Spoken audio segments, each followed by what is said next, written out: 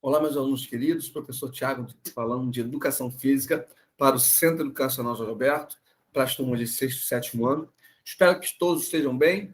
Vamos para a nossa aula de hoje, que será uma aula de revisão para a nossa AV6, né? Um trabalhinho que vocês vão receber aí, a prova que vocês vão receber em casa, com base nos 4 conteúdos que nós tivemos, que é jogo e esporte, a diferença de jogo e esporte, mais o quê? Jogos pré-desportivos, que foi na última aula, jogos cooperativos, que nós tivemos um tempo, e o Setembro Amarelo, que nós falamos. Então, nessas 4 aulas aí, nós teremos uma prova que vocês vão receber essa semana aí para estar fazendo em casa. Vamos lá. Está aparecendo na tela aí, deixa eu só abrir aqui. Só uma revisão, a gente vai lembrar rapidinho. Perguntei o que é o jogo, né? O jogo são atividades físicas ou não, realizadas como formas de entretenimento. Então, essa aqui é a definição, né? O que é esporte? Esportes são atividades sistematizadas realizadas com fins competitivos que possuem regras pré-definidas por instituições reguladoras. Então, essa é a definição do esporte. E qual é a principal diferença? Aqui, ó. No jogo, a principal diferença entre o jogo e o esporte, pessoal. Jogo, suas regras podem ser criadas e modificadas pelos próprios jogadores. Já no esporte, aqui, ó, o esporte possui regras pré-definidas por instituições reguladoras, ou seja, no jogo eu posso mudar a regra, no esporte não posso mudar a regra. Então, essa é a principal diferença entre jogo e esporte são as regras, em que o jogo é regra flexível e o esporte é regra fixa. Ponto. Isso aí vocês têm que ter muito claro isso, ter total conhecimento sobre esse assunto, sobre essa informação. Então, aqui, ó, os principais, vamos uma tabelinha rápida que nós fizemos aqui, ó. O que é uma atividade espontânea de regras flexíveis? Esporte é uma atividade física institucionalizada, sujeita a regras pré-definidas, caracterizada pelo competitivismo e pelo alto rendimento. Objetivo do jogo, entretenimento. Objetivo do esporte, competição profissional. Regras do jogo, flexíveis. Regras no esporte, fixas. Premiação. O jogo não existe premiação. Esporte, tem premiação com certeza. Tem que ter regulamento, premiação, medalhas, tudo isso. Traje, roupa, né? O jogo não precisa de uniforme. No esporte, tem uniforme. Os atletas jogam uniformizados. As competições. Não tem competição no jogo, ou se tem, são assistemáticas, ou seja, são organizadas por pessoas que as regras são flexíveis. No esporte, são regras, tem competições que exigem premiações e que são sistematizadas por federações, confederações, né, órgãos que organizam aquela modalidade. Quem pratica o jogo? Jogadores. Quem pratica o esporte? Atletas. Exemplo de jogo. Jogo de cartas, jogo de tabuleiro, jogos de computador, dardo, futebol de rua, dominó. Esporte. Futebol, vôlei, basquete, xadrez, judô, artes marciais, fisiculturismo. Muito cuidado que o xadrez é considerado esporte, ele tem federação.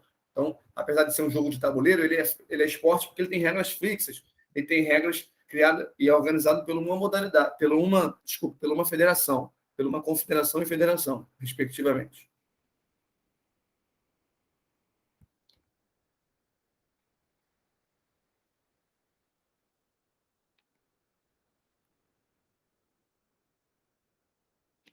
Pronto.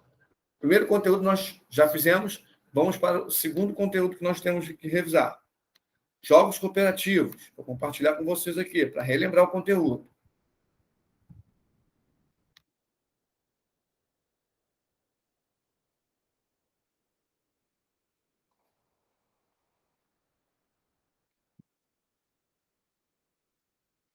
Vamos lá. Jogos cooperativos. Jogos cooperativos são dinâmicas de grupo que têm por objetivo despertar a consciência de cooperação e promover efetivamente a ajuda entre as pessoas. Então, é um assunto importante. No jogo cooperativo, aprende-se a considerar o outro que joga como um parceiro e não como adversário. Sendo assim, faz com que a pessoa aprenda a se colocar no lugar do outro e não priorizar apenas o seu lado. Então, é um dos benefícios, né? As pessoas geralmente participam autenticamente, pois ganhar ou perder não é o que realmente importa, e sim o processo como um todo. Ou seja, o importante é jogar, cooperar, e não vencer ou perder. Então, assim, essa é uma coisa muito forte dentro dos jogos cooperativos. Aqui, o que mais importa nesse tipo de jogos é a colaboração de cada indivíduo do grupo e o que cada um tem para oferecer no momento da atividade. É reforçada a noção de grupo, porque uma determinada tarefa é cumprida de forma mais eficaz com a ajuda dos vários elementos da equipe. Então, está aí a importância dos jogos cooperativos. Quais são os benefícios? Vamos lá. Embora a vitória não seja garantida, um jogo cooperativo garantirá que cada participante possa se divertir muito do começo ao fim. Como bônus, ajuda a ensinar as crianças a importância do trabalho em equipe e os jogos são um cenário divertido para a lição. Então, vamos lá. Aqui, ó. Os jogos cooperativos são práticas que fomentam um ambiente de coletividade, de ajuda entre as pessoas de determinado grupo. Aqui, a principal contribuição dos jogos cooperativos é a promoção de valores sociais, uma vez que as dinâmicas evidenciam a necessidade de se atentar para as características e particularidades dos outros indivíduos. Com isso, incita-se a atenção para o bem-estar nas relações interpessoais e, consequentemente, valores como empatia, respeito e cooperação são estimulados. E uma frasezinha de um autor, fala muito sobre esse assunto, é: se o importante é competir, o fundamental é cooperar. Né? A gente ouve muito isso, o importante é competir, o importante é participar, mas se o importante é competir, o fundamental é cooperar. Cooperar é ajudar, é participar em busca de um objetivo, unir forças em busca de um único objetivo. Tá, pessoal? Quer participar, respeitar e desfrutar das práticas corporais, da nossa cultura esportiva, da nossa cultura, das nossas práticas corporais, da dança, do jogo, das brincadeiras, entre outras coisas.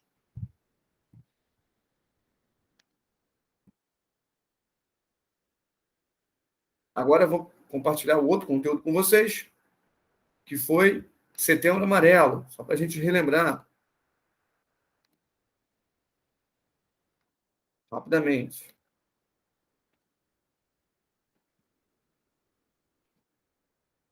Nosso Setembro Amarelo, qual o tema da campanha? Prevenção ao suicídio.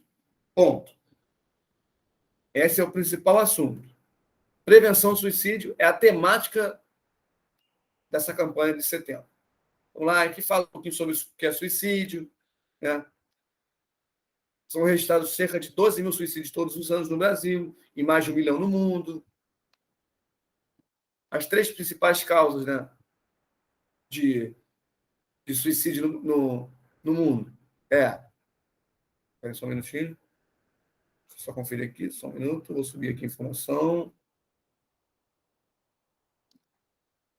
São registrados cerca de 12 mil suicídios todos os anos no Brasil. Então é no Brasil.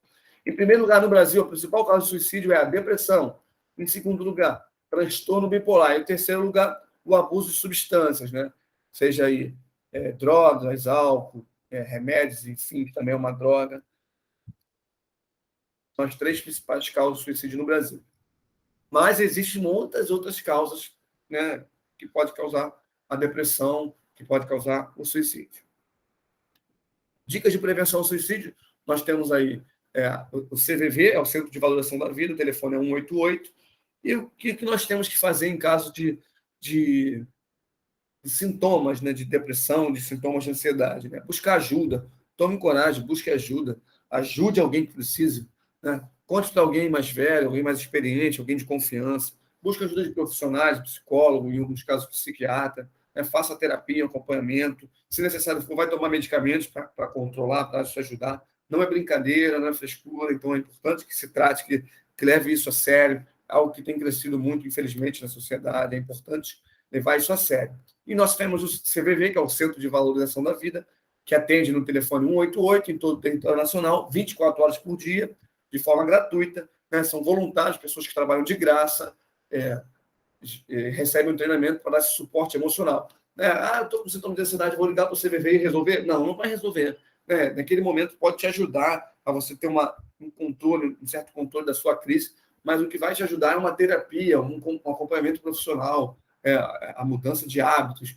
Praticar atividade física vai te ajudar também, não é a cura, mas vai te ajudar também. Né? Ter bons relacionamentos com as pessoas, de forma social. Então, assim, muitos outros fatores vão te ajudar, mas é importante buscar um profissional que vai te acompanhar e vai te ajudar nesse processo. E, por último, que foi a aula da semana passada, que nós falamos sobre os jogos desportivos. Eu vou compartilhar a tela novamente com vocês, só um minuto.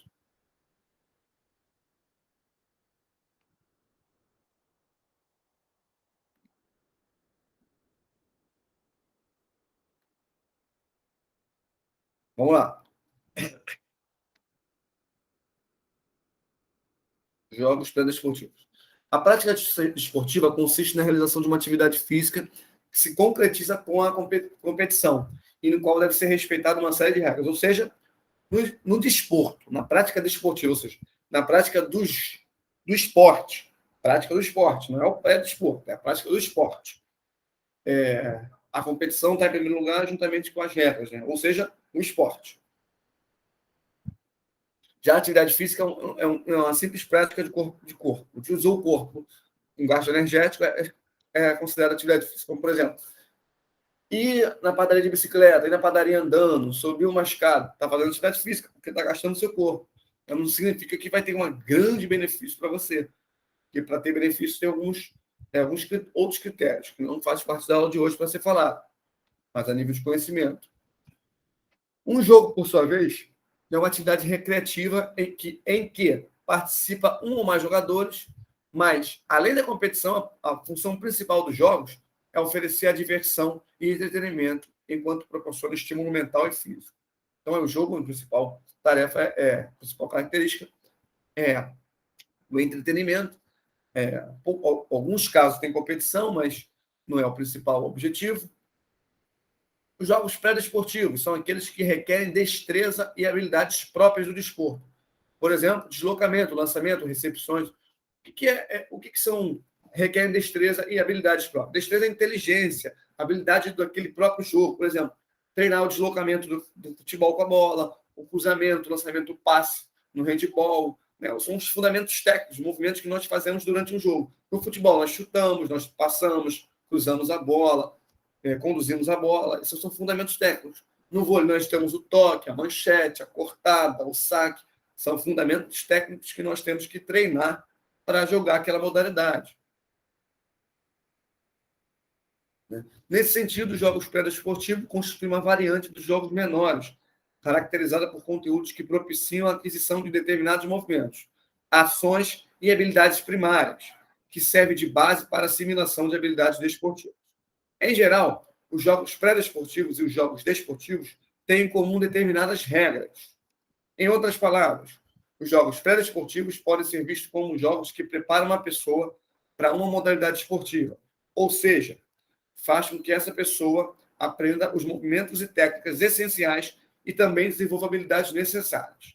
Por isso, esses jogos são destinados a quem deseja iniciar num determinado esporte, tais como crianças, por exemplo. Ou seja, os jogos pré-desportivos é indicado para quem? Com qual objetivo? Está aqui, ó, para as pessoas que desejam iniciar uma prática esportiva. Então, assim, é uma forma de ensinar o jogo de forma mais recreativa, de forma mais suave, mais leve. Então, vou fazer brincadeiras em que vai trabalhar fundamentos para eu desenvolver posteriormente o esporte propriamente dito, né? Por exemplo, eu brincar de chute a gol para trabalhar o chute, para daqui a pouco trabalhar o futebol propriamente dito.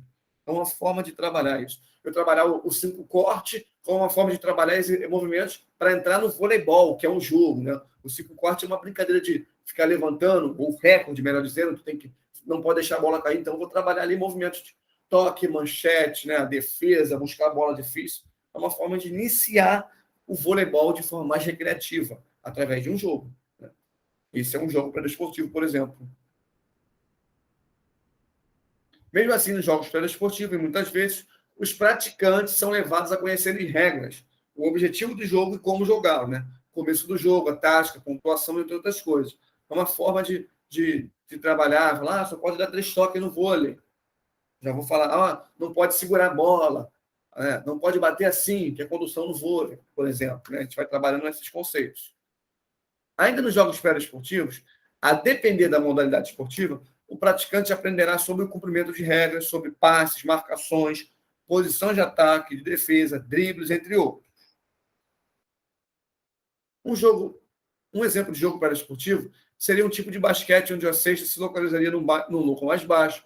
Desse modo, os jogadores poderiam começar de modo mais fácil, com a cesta numa altura mais acessível, para quem está começando, mas sem que isso interfira no desenvolvimento das habilidades. Por exemplo, conseguindo ainda planejar e fazer jogadas. Por exemplo, um basquete com a rede com a cesta mais baixo é um jogo pré-desportivo. Por quê? Porque não é um jogo, uma regra, não é uma regra oficial. Porque tem uma regra oficial de uma determinada altura da cesta. Então, se eu jogo adaptado, se eu posso dar mais passos, né? Então, assim, tem essas coisas adaptadas para aquela modalidade daquele jogo. Então, pessoal, basicamente é isso. Nós fechamos essa aula nesse momento. Desejo a todos uma boa prova, um abraço e até a próxima aula. Valeu!